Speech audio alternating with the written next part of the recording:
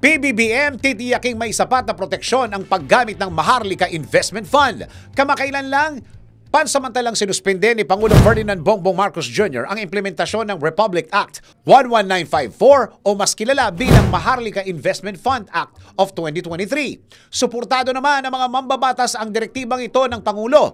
Bakit nga ba sinuspinde ang implementasyon ng Maharlika Investment Fund? Tara, suriin natin. Recap muna tayo. July 18, 2023, inaprobahan ni Pangulong Marcos ang Maharlika Investment Fund Act. Maraming inaasahang positive impacts ang batas na ito, kabilang na ang enhanced investment capital, infrastructure development, increased foreign investment, at strengthened governance. Para sa Pangulo, game changer ang Maharlika Investment Fund o MIF dahil maaari itong magpabago ng ekonomiya.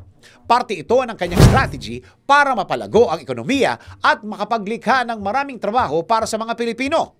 Itinuturing na inaugural sovereign wealth fund ang Maharlika Investment Fund na ilalaan sa iba't ibang assets gaya ng foreign currencies, domestic and foreign corporate bonds, commercial real estate, fixed income instrument at infrastructure projects.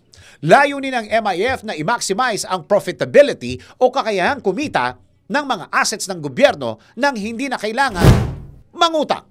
Upang maipatupad ito, at least 70% ng assets ay i-invest sa loob ng Pilipinas. Mahigpit na ipinagbabawal ang pag-i-invest sa mga sektor ng pagsusugal, tobacco at alcohol production. Ngunit, nitong October 18, 2023 lamang, isinapubliko ang memorandum galing sa Office of the President na naka-address sa Bureau of Treasury, Land Bank of the Philippines at Development Bank of the Philippines.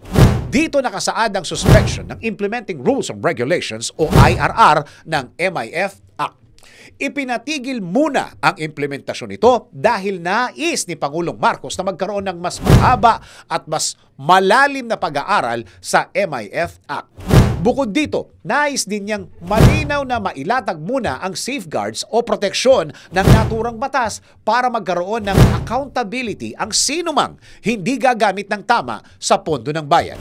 Sinangayunan ng netizens ang aksyong ito ni Pangulong Marcos. Pati rin ng mga mambabatas, ipinahayag ang suporta sa desisyon ng Pangulo. Ayon kay House Appropriations Committee Vice Chairperson at Aklan 2nd District Representative Teodorico Haresco Jr., tama ang naging desisyong ito dahil hindi biro ang pondo ng taong bayan. Hindi dapat bara-bara ang magiging diskarte dito. Pinasalamatan din ni Senator Chis Escudero ang agarang pagtugon ng Pangulo sa mga posibleng isyung pagmumula ng IRR. Para sa mga mambabatas, ang direktibang magsagawa ng karagdagang pag-aaral at pagsusuri sa MIF Act ay nagpapakita lamang na may tiwala ang sambayan ng Pilipino kay Pangulong Marcos. Kaya ikaw, sang-ayon ka rin bang pag-aralan muling maigi ang implementasyon ng Maharlika Investment Fund Act? DWIZ Research Report. Report.